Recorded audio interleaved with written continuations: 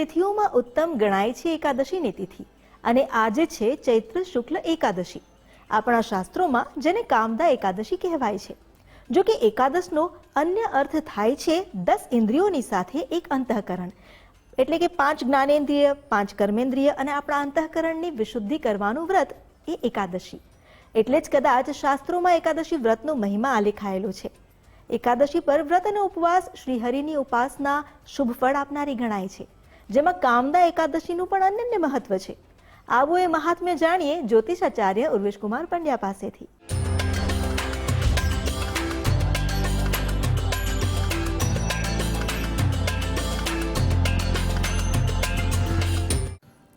સ્તવ્યસ્તવ પ્રિય સ્તોત સ્તુતિ સ્તોતાર્ણ પ્રિય પૂર્ણ પૂર્ણિતા પુણ્ય પુણ્ય કીર્તિનામય નમો નમઃ.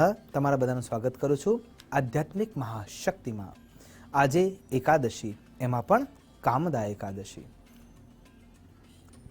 ભગવાન શ્રી કૃષ્ણના મુખારબિંદથી યુધિષ્ઠિર મહારાજે પૂછેલા પ્રશ્નોના રૂપમાં જે કથાનક બહાર આવ્યું, અને એ કથાનક મુખ્યત્વે એકાદશી રૂપમાં બહાર આવ્યું, અને એમાંથી જે કથાઓ સરિત થઈ એ આપણને હંમેશા પ્રેરણા આપનારી છે.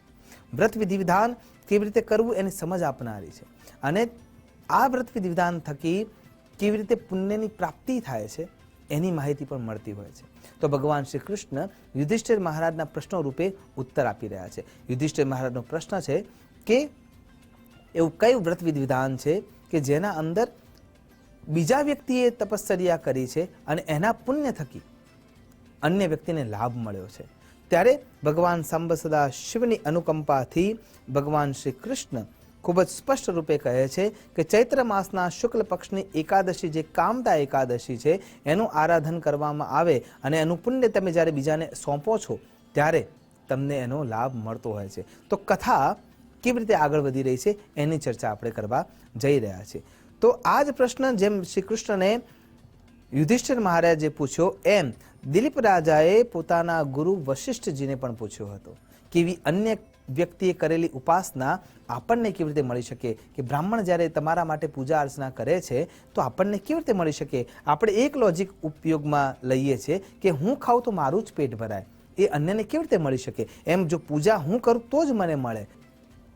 ભોગીપુર નામના નગરમાં પુંડરીક નામનો રાજા રાજ્ય કરતો હતો, અને એમાં લલિત અને લલિતા નામના ગંધર્વ યુગલ દરરોજની જે ક્રિયા આવે અથવા કોઈ મહોત્સવ આવે ત્યારે એમાં સંગીતનું રસપાન કરાવતા હતા.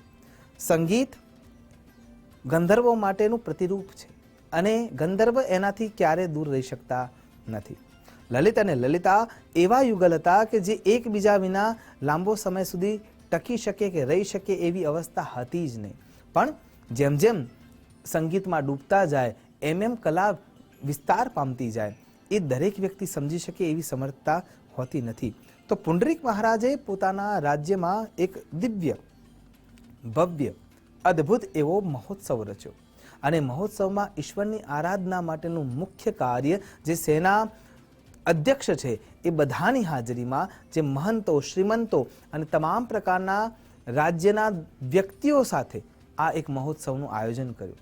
મહોત્સવનો મુખ્ય ભાગ હતો આરાધના, ઈશ્વર આરાધના, અને એના થકી એ પરિપાક સુધી પહોંચાડવા માટે સંગીતનો સહારો લેવાનો હતો. હવે જે સંગીતનો સહારો લેવાનો હતો એ આખો ભાગ જે સંભાળનાર હતા એ લલિત હતા. ગંધર્વરાજ લલિત પોતાની સુરાવલીઓ વહાવે છે. ચારે બાજુ વાતાવરણ ભક્તિમય તૈયાર થયું છે. ભક્તિમય વાતાવરણમાં દરેક વ્યક્તિ ગરકાવ છે, પણ સમયનો અંતરાલ વહી રહ્યો છે. અને જ્યારે સમયનો અંતરાલ વહી રહ્યો છે ત્યારે ધીરે ધીરે એને પોતાની પત્ની લલિતા યાદ આવવા લાગી છે. જે ચારે બાજુ ઈશ્વર પ્રદત્ત અનુભૂતિ થઈ રહી હતી, એ ઈશ્વર પ્રદત્ત અનુભૂતિ ધીરે ધીરે નાશ પામવા લાગી છે. કેમ કે જે મુખ્ય સુર આપી રહ્યા છે એ લલિત ધીરે ધીરે પોતાની પત્ની તરફ આકૃષ્ટ થવા જઈ રહ્યા છે. સભા વચ્ચે બેઠા હોવા છતાં પણ એ સભાની મર્યાદાને ચૂકી રહ્યા છે, અને ધીરે ધીરે એમના સુર પ્રેમમાં પરિવર્તિત થઈ રહ્યા છે, અને પ્રેમમાંથી લાલસા તરફ પરિવર્તિત થઈ રહ્યા છે, અને દરેકના વિચારો બદલાઈ રહ્યા છે.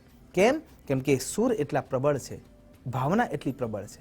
અને આ જ્યારે અવસ્થા વિહવળતાની જોવા મળે છે લલિતમાં, ત્યારે કર્કોટક નામનો જે નાગ એમની બાજુમાં બેસો છે એ એમને ખબર પડે છે કે આ હવે પોતાની વાસનામાં આવી રહ્યો છે અને એટલા માટે સભાની મર્યાદા તૂટી રહી છે. અને એ પુંડરીક સ્વામીને જઈને એમ કહે છે કે પુંડરીક રાજાને જઈને એમ કહે છે કે કંઈક ખોટું થઈ રહ્યું છે. પુંડરીક રાજાના મનમાં એ અવસ્થા આવી રહી છે અને એ જાણી જાય છે કે લલિત કંઈક ખોટું કરી રહ્યા છે અને પોતાની પરાવાણીને જાગૃત કરી અને પુંડરીક સ્વામી શ્રાપ આપે છે કે તે સભાની મર્યાદા તોડી છે અને મર્યાદા તોડવાના કારણે થઈને જે પિશાચપણું, રાક્ષસપણું જે તે અહીંયા ઊભું કર્યું છે, એટલા માટે હું શ્રાપ આપું છું કે પૃથ્વીલોક પર તારે રાક્ષસ થઈને ભટકવું પડશે. શ્રાપ લાગતાની સાથે જ લલિતનું શરીર બદલાવા લાગે છે. 8 યોજન સુધી લલિતનું શરીર બદલાઈ જાય છે. વિશાળ વિશાળ એના હાથ થઈ રહ્યા છે. મુખની મુખાકૃતિ વિચિત્ર થઈ રહી છે. એના શરીરમાંથી પરવું નીકળી રહ્યું છે. રક્તની ફુવારિયાઓ નીકળતી હોય એમ ચારે બાજુથી રક્તરંજિત શરીર થઈ રહ્યું છે. એના વાળ છે, પર્વત ઉપરના જે ઝાડ છે એવા ભયંકર સીધા થઈ રહ્યા છે અને ચારે બાજુ હાહાકાર થઈ રહ્યો છે અને એનું પદભ્રષ્ટ થાય છે અને લલિત ત્યાંથી પૃથ્વીલોક પર પહોંચે છે.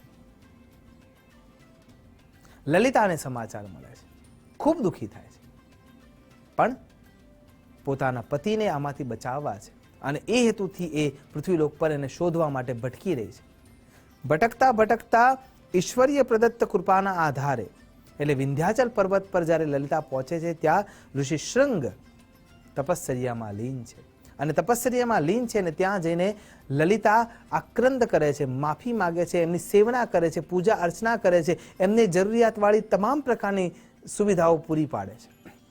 એમની સેવાથી શૃંગ મહારાજ પ્રસન્ન થાય છે અને શૃંગી મહારાજની પ્રસન્નતા પ્રાપ્ત કર્યા પછી એ તમામ પ્રકારની વૃત્તાંતને જણાવે છે કે મારા સાથે આવી ઘટના થઈ છે, આમાંથી મારે મારા પતિને ઉગારવા છે, પણ કેવી રીતે?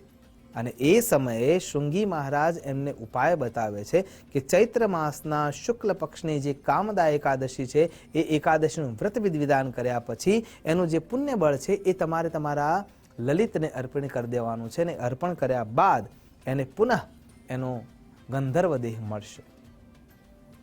ક્રિયા પૂર્ણ થઈ જાય છે. લલિતને પોતાનું શરીર પાછું એ એકાદશીના વ્રતથી મળી જાય છે કેમ કે પુણ્ય લલિતાએ આપી દીધું છે. પણ પ્રશ્ન એ છે કે શું કોઈ અન્ય વ્યક્તિ પૂજા અર્ચના આરાધના આપણા માટે કરે, મંત્રનું જપ કરે તો એને મળે ખરા? મળે. કેવી રીતે? દિલ્હીના અંદર એક હોસ્પિટલ છે જેનું નામ છે Ram Manohar Lohia, RML short form છે એનું. તો એ RML જે હોસ્પિટલ છે ત્યાંથી 13 કિલોમીટર દૂર એક વિદ્યાપીઠ છે અને ત્યાં એક પ્રયોગ ચાલી રહ્યો છે જે 1.5 વર્ષ થઈ ગયું છે. એ પ્રયોગના અંદર જેનું નર્વસ સિસ્ટમ કામ કરી રહ્યું નથી એવા વ્યક્તિઓનું 20 વ્યક્તિઓનું જૂથ તૈયાર કરેલું છે. એ 20 વ્યક્તિઓનું જૂથ એવું છે કે જેના માટે સંકલ્પ લેવામાં આવ્યો છે. 13 કિલોમીટર દૂર બેઠા બેઠા બ્રાહ્મણો એના માટે મહામૃત્યુંજય મંત્રનો જપ કરી રહ્યા છે અને એ જપના પરિણામ રૂપે 1.5 વર્ષના અંતે 13 કિલોમીટર દૂરથી જે 20 વ્યક્તિઓનું સમુદાય છે એના માટે જે જપ થઈ રહ્યા છે એમાંથી અત્યારે ઘણા બધા વ્યક્તિઓ એવા છે જેમની દવાઓ ઓછી થઈ ગઈ છે, જેમનું નર્વસ સિસ્ટમ કામ સારી રીતે કરી રહ્યું છે અને એમના માટે જીવન સરળ થઈ રહ્યું છે. કહેવાનો અર્થ એ છે કે અહીંયા બેઠા બેઠા પણ કોઈ સાચા હૃદયથી તમારા માટે સંકલ્પ લઈને તમારા માટે તપશ્ચર્યા કરી રહ્યું છે અને એનું પુણ્ય એ સંકલ્પ દ્વારા, એ શબ્દો દ્વારા, એ વાણી દ્વારા, એ બ્રહ્મ દ્વારા જ્યારે આપવામાં આવે છે તો 100% એ તમને મળે છે અને મળે જ છે. અને એટલા માટે કામદા એકાદશીમાં આ પ્રૂફ મળે છે. બસ આ ગાથા ઉપરથી, કથા ઉપરથી આપણને એ જ સમજણ મળે છે કે એ જ શીખવા મળે છે કે ધર્મો અને શાસ્ત્રોમાં સંપૂર્ણ વિશ્વાસ રાખો અને તો જ તમને એમાંથી લાભ મળી શકે છે. આશા કરું છું ભગવાન શ્રી હરિનારાયણની અનુકંપા પ્રાપ્ત કરવા માટે આપણે એમના મંત્ર જપ દ્વારા, તપશ્ચર્યા દ્વારા, અનુષ્ઠાન દ્વારા, યજ્ઞ યાગ વિધિ વિધાન દ્વારા એનું આરાધન કરીએ અને એના નજીક જવા માટેના રસ્તાને પ્રશસ્ત કરતા રહીએ. એ જ અભ્યર્થના સાથે નમસ્કાર. અસ્તુ સદા શિવોહમ. નમો નમઃ.